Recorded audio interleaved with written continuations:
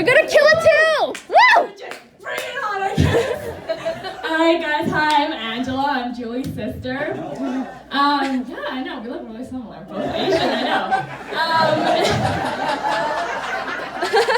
I wasn't gonna joke, but okay. If I'm being honest, the only reason why I joined this class is because I wanted to have one real hobby to tell people for the first time.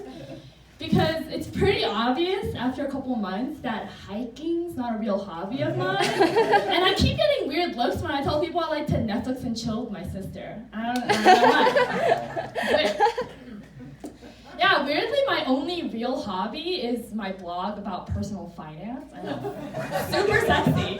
I like to write about like 401ks, credit cards, loans, like etc. I'm not even joking. If I had Tinder, my tagline would be, I'm emotionally unstable, but can help raise your credit score. Swipe right to find out more.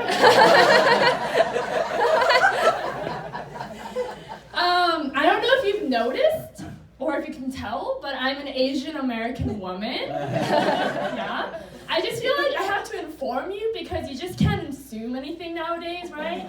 Like for all you know, I'm a 6'2" black man. You can't tell me otherwise, you know? Just can't assume. But anyways, as I was saying, I identify as an Asian. And I'll say like, some of the stereotypes are 100% true, especially for, at least for me. Like one stereotype is that Asians are obsessed with A's. And I wouldn't say that's like a really bad stereotype per se. Like I think getting A's in school is pretty good, but I don't think getting A's in everything is good. Like I would prefer if I could have, you know, B-size boob cups. Maybe even like go into that C cup territory, you know? Maybe like Cinderella territory.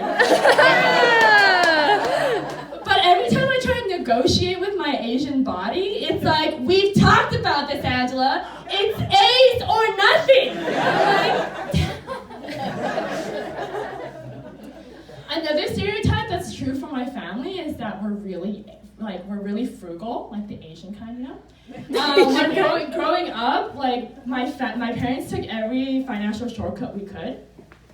Like for example, every time we went to a buffet, we were always 11 or under.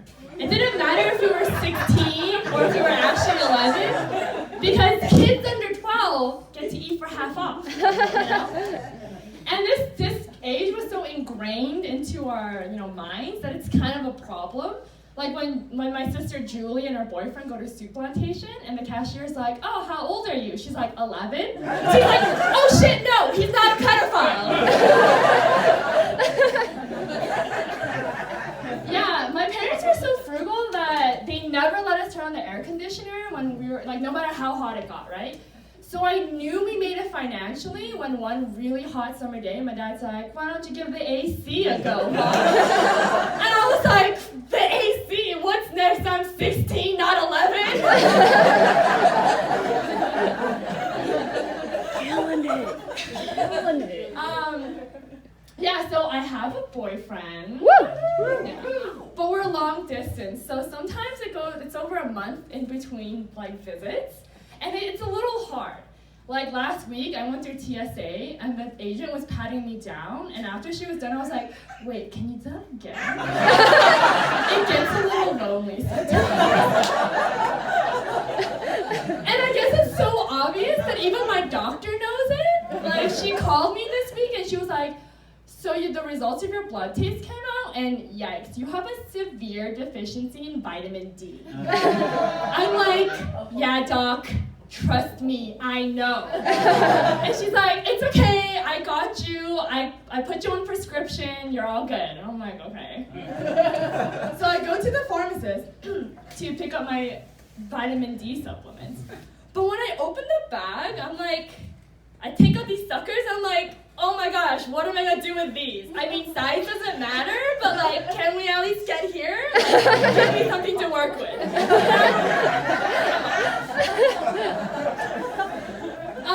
Part of the reason why my boyfriend and I are long distance is because he's in the military. And so he tells me like these weird stories of military guys, you know, like apparently a lot of them go around playing this game where they ask other guys how much it would take for them to suck a guy's dick. Yeah, it's a weird game. And these guys are so like obsessed with their masculinity. They're like, even in a hypothetical situation, like $1 million is not enough for them to suck another guy's dick. What? Think about the financial independence. But yeah, one guy told my boyfriend, like, what would my wife say, you know? And I don't know what his wife would say, but I know what I would say. Don't forget to swallow, babe. You're not repeating customers. Get 5 stars on Yelp.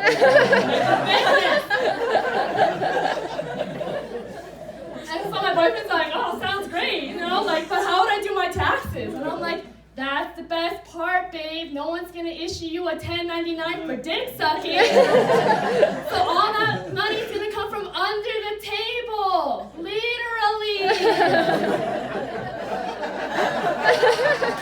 I'm just giving you guys a preview of my next blog post.